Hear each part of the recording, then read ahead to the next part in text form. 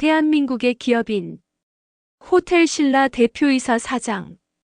생애 1970년 10월 6일 서울특별시 중구 장충동 일가 110번지에서 이건희 전 삼성 회장과 홍라희 전 리움 관장의 장녀로 태어났다.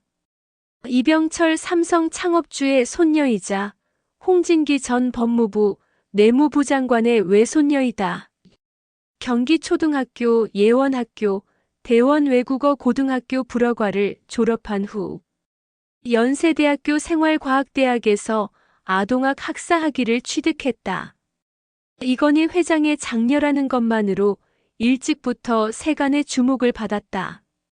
이부진 사장이 처음 호텔신라에 입사했을 때 부장으로 일을 시작했는데 이건희 회장이 직접 신라호텔에 1개월 가까이 숙박하면서 신경을 많이 써줬다고 한다.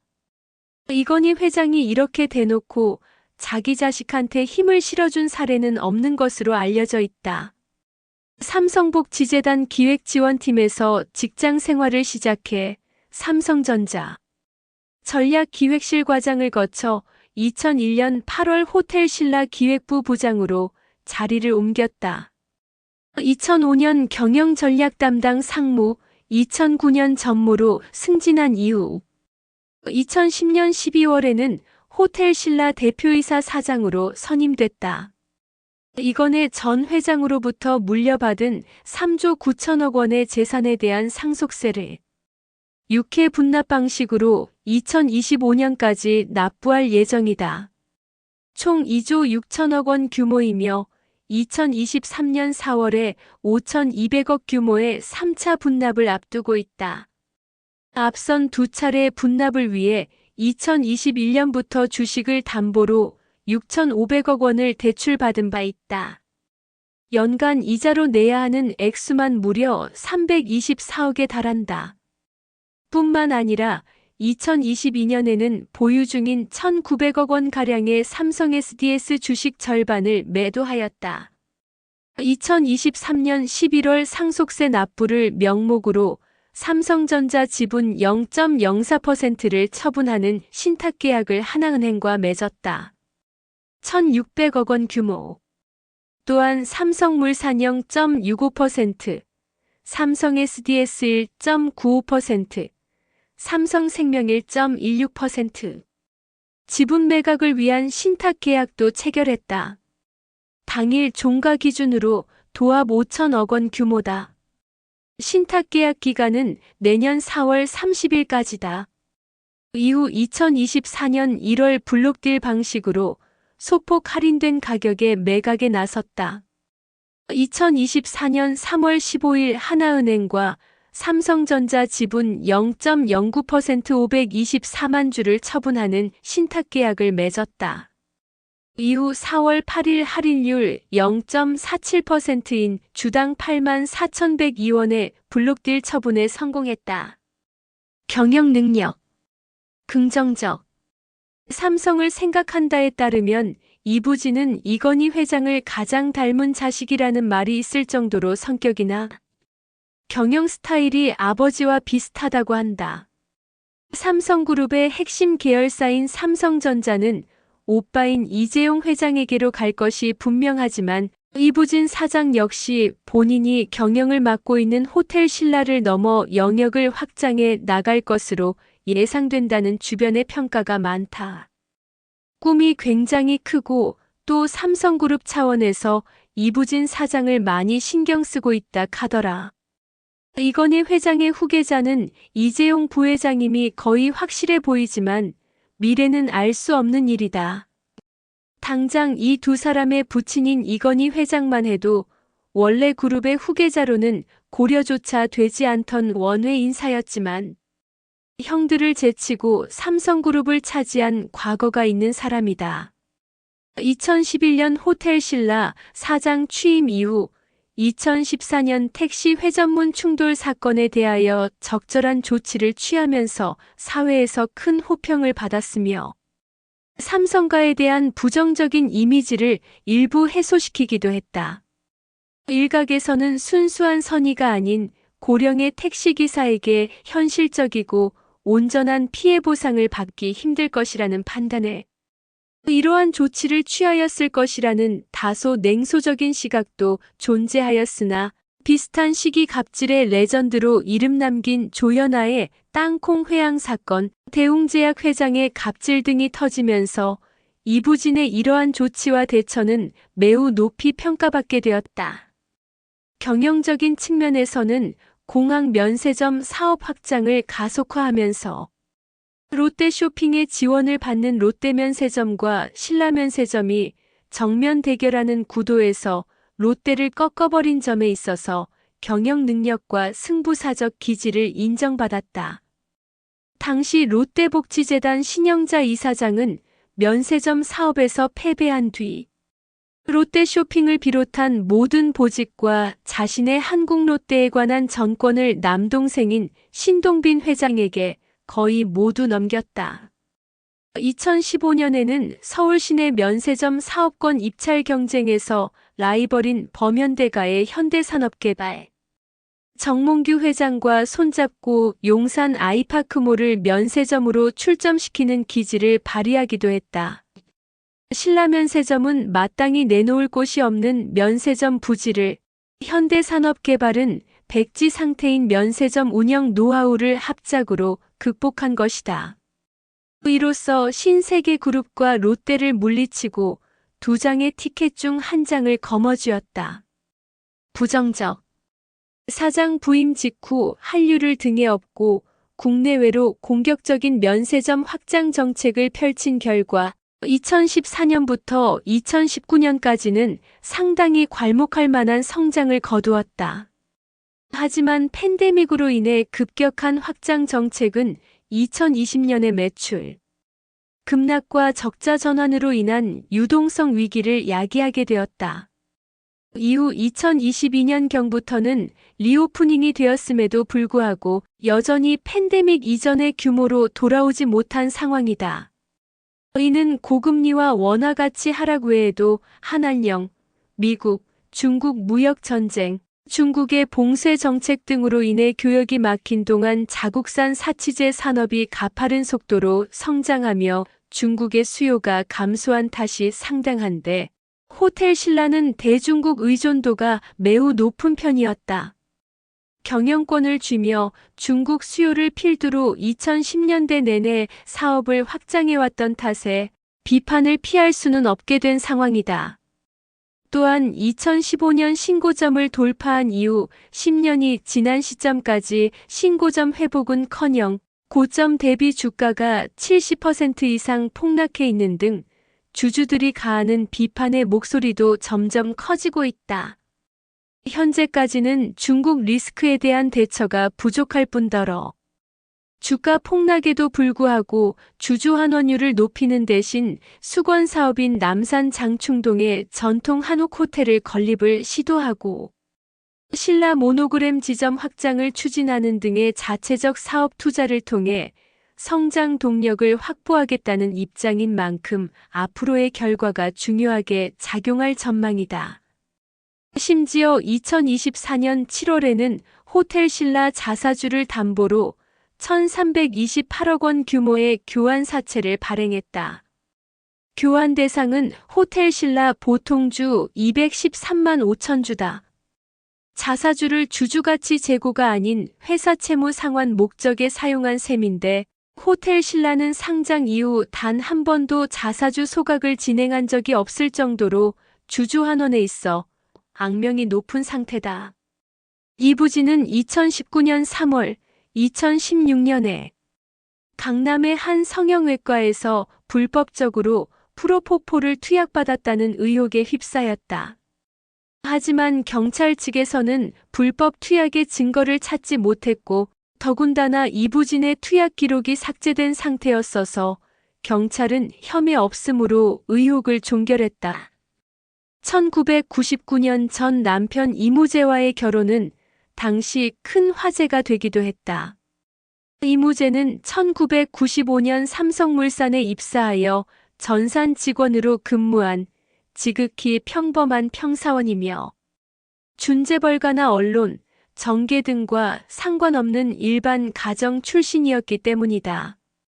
재벌가 딸과 평사원의 결혼이라는 그야말로 드라마에서 나올 법한 일이었다. 당시 삼성 측의 발표로는 이부진이 삼성복지재단에서 평사원으로 근무하고 있을 때 이무재가 삼성그룹 사원 봉사 프로그램에 참여하게 되어 처음 만났고 이후 두 사람은 연인이 됐다고 한다. 부모인 이건희와 홍라인은 두 사람의 교제를 완강히 반대했고 이에 이부진은 단식 투쟁을 하였다. 딸 사랑이 지극한 이건희 회장은 대단히 충격을 받았으며 결국 뚝심과 근성으로 모든 친지들을 찾아다니며 설득하여 결혼에 골인했다고 알려져 있었다.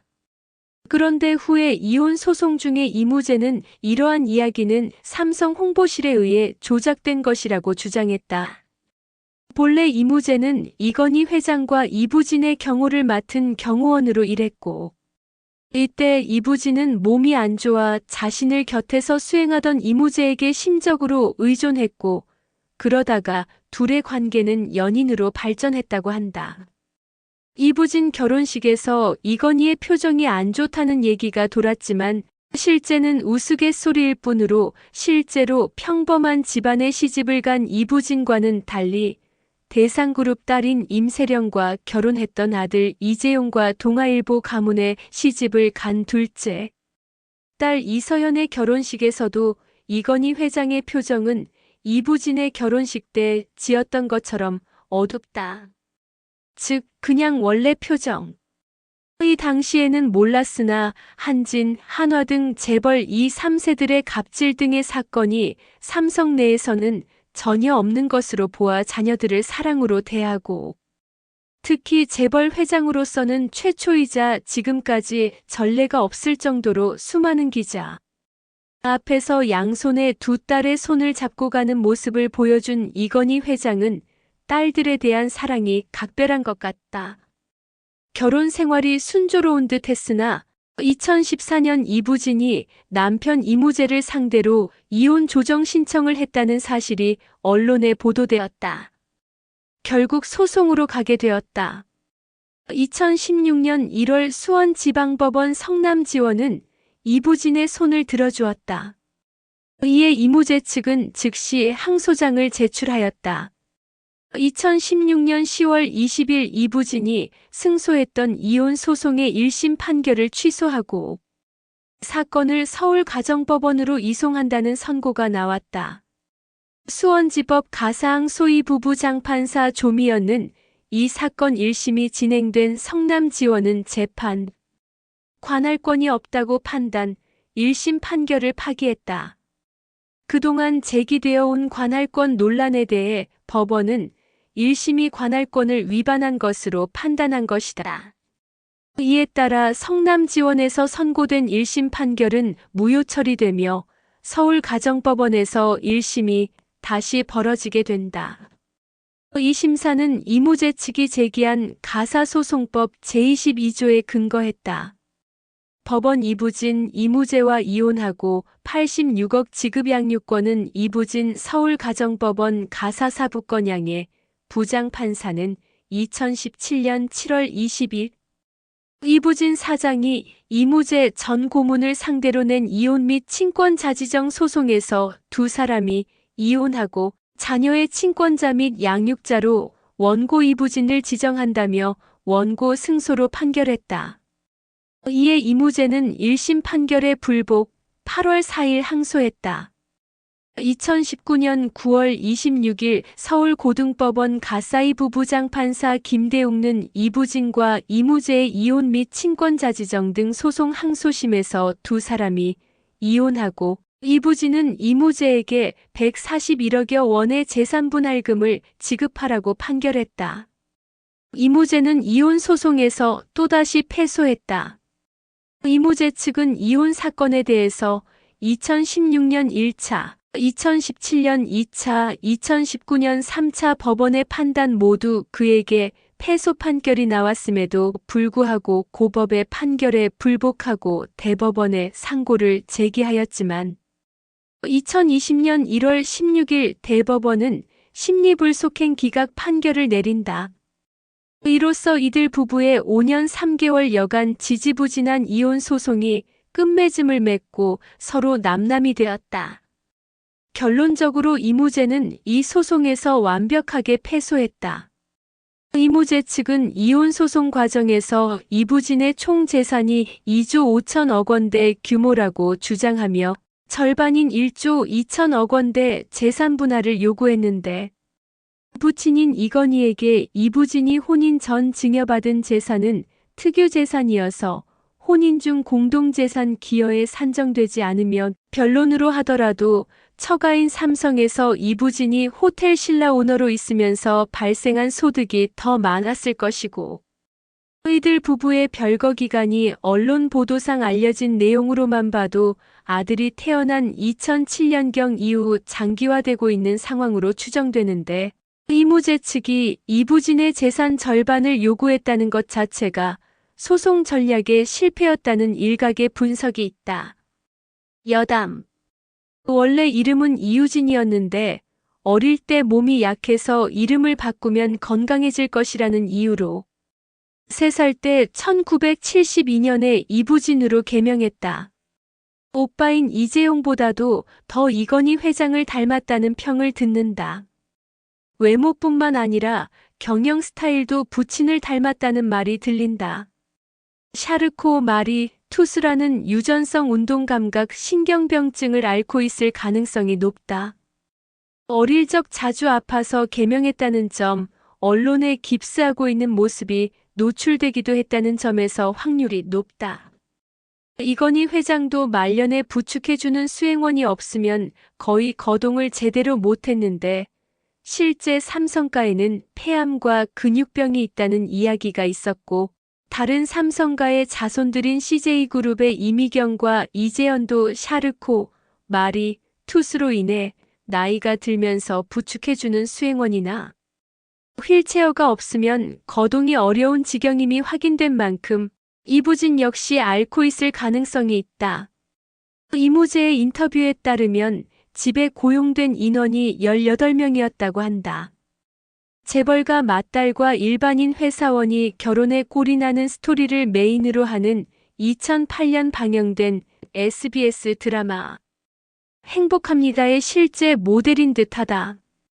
대학생 시절 실제로 이부진과 소개팅을 했었다는 변호사의 회고가 페이스북에 공개된 적이 있다. 아버님 하시는 일이 뭐냐는 질문에 대해서 그냥 작은 사업 하세요 라고 대답했다고 한다. 집에 전화했을 때도 그냥 바꿔줘서 전혀 몰랐다고 한다. 몇 번 만나다가 흐지부지 되고 몇 년이 지난 뒤에야 뉴스를 보고 삼성그룹의 딸인 줄 알았다고 한다. 2011년 12월 서울 중구 신세계백화점 본점. 지하 1층 식품 코너에서 직접 카트를 끌며 아들과 함께 식료품을 쇼핑하는 모습이 포착되었다. 시식 코너에 들러 시식을 하고 아들의 응석을 달래는 평범한 분위기로 SNS와 포털 사이트에 오르는 등 화제를 모았다. 또 이 당시 이부진의 쇼핑카트에 세타필 로션이 실려 있었는데 이를 계기로 세타필이 국내에서 유명해지는 계기가 되었다. 2014년 아이스버킷 챌린지 행렬 속의 차유람에게 지목당하기도 했다. 직접 참여하기보다는 기부 등의 방법으로 간접 참여할 계획이라고 밝혔다. 업무용 차량을 현대 에쿠스에서 제네시스 EQ900로 바꾸면서 화제가 되었다. 이외에도 기아 K9이나 렉서스 LS를 타고 이동하다 찍힌 사진도 있다. 현재는 새로운 종류의 차량을 탄다고 수행기사가 밝혔다.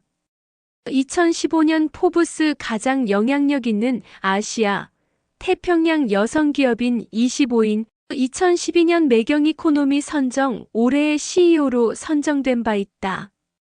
매체에서 목소리를 듣기 힘든데 가끔 공개된 뉴스 영상을 보면 목소리가 나긋하며 말투가 조곤조곤하다.